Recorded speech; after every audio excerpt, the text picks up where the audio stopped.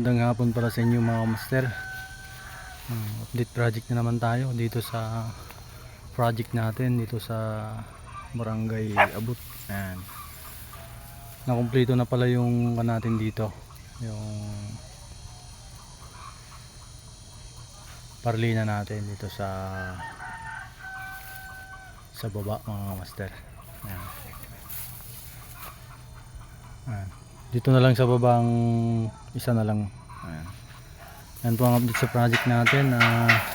Yung nagtatanong pala yung distance ng mga sipar links namin mga kuan lang 60 cm centimeter. Ayan.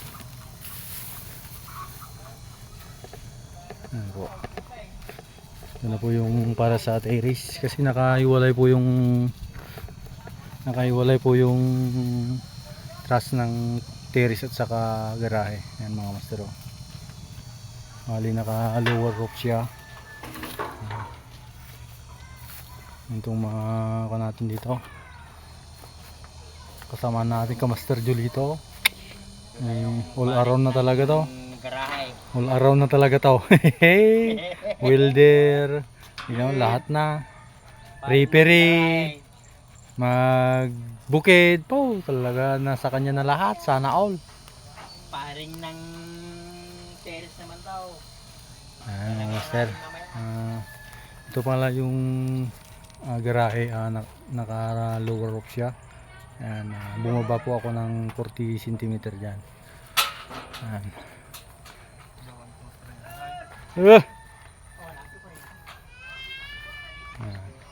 Ayan, bali pinaprimeran na rin dito.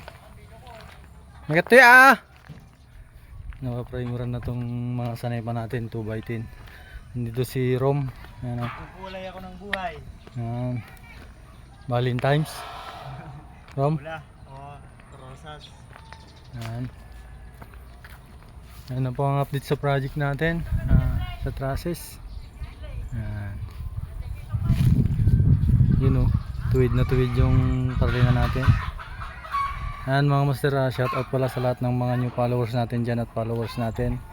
Maraming salamat po sa inyo. Sa lahat mga basher natin dyan, tira lang kayo, tira ng tira. Ayan. Yan po ang pinalabasan na itong day 30 na tayo dito mga master. Ayan, hanggang dito lang muna mga master yung video natin. Magandang hapon po sa inyong lahat.